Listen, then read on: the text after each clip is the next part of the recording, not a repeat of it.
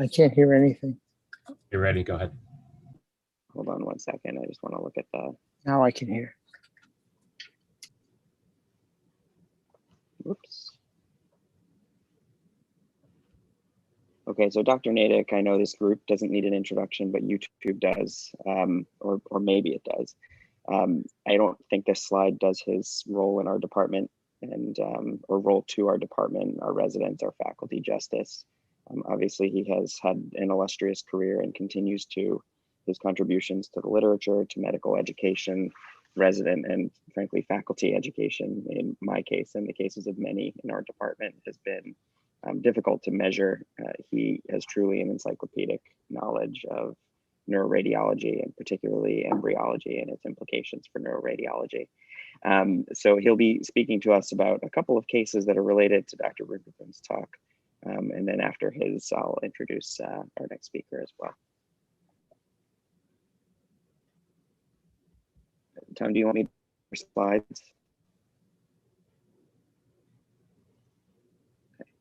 Thanks to the residents. Can we just bring that up? Yeah, I can. Okay. Wait.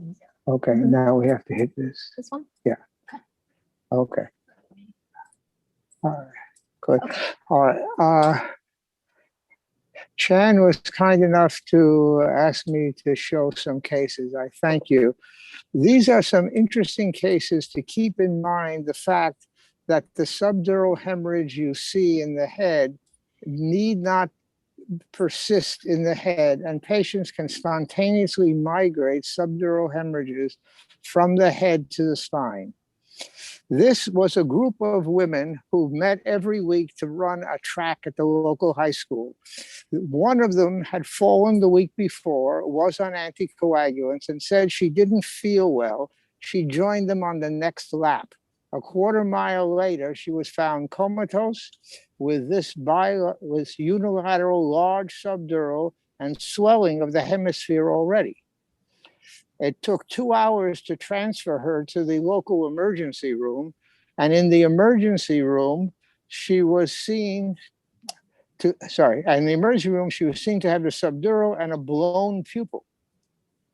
4 hours later, she was transferred to our hospital. The pupil had regressed and the subdural was now much smaller.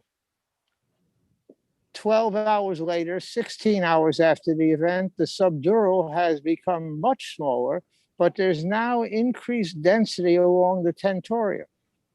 She began to complain about back pain, and now we see that the subdural of the intercranial space had migrated to the tip of the thecal sac and has produced a subdural hemorrhage within the spine. This patient was a 16-year-old who was participating in a local football match and was seen to have head concussion, and 1 hour after head trauma, developed this large subdural. It was allowed to, the patient was watched for a little bit. 2 days later, he felt better. The subdural was smaller. Notice we're beginning to see some density along the tent. At 7 days, the subdural was essentially gone, but now there's subdural along the posterior fossa. And with complaints of back pain, at this time, you see that the subdural had migrated along the length of the spine. This 65-year-old woman was in an auto accident and 45 minutes post-injury had this subdural hemorrhage. 7 days later, she was seen to have clearing of the subdural, but at this time, she is seen to have extension of the subdural hemorrhage into the spinal canal. In this patient, reported by Dr. Ronit Gilad and Dr. Fadapecker, there was an aneurysm of the anterior communicating artery which extended into the sella. The patient presented with a clival subdural beginning to migrate down. The aneurysm was seen clearly to extend into the sella. It was coiled, and the patient showed extensive spinal subdural collection. if you look at the cranial meninges from superficial to deep, we have the arachnoid and the dura. The most superficial layer of arachnoid is the arachnoid barrier cell layer. The most deep layer of the dura is the dura border cell layer. So ABC, DBC.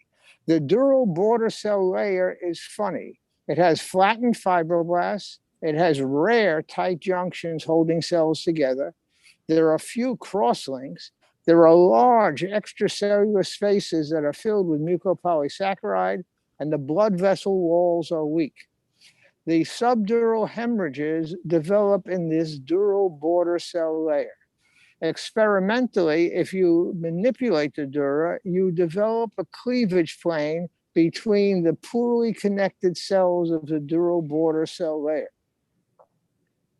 In this case, you see the concept, and ORLIN injected blood into the cranial dura of guinea pigs and found within minutes the subdural migrated into the spinal canal. So there is a large communication possible between the intracranial and subdural space.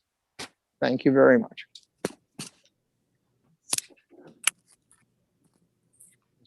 Thank you, Tom, for those interesting cases that I think most of us would rarely see. So we'll move on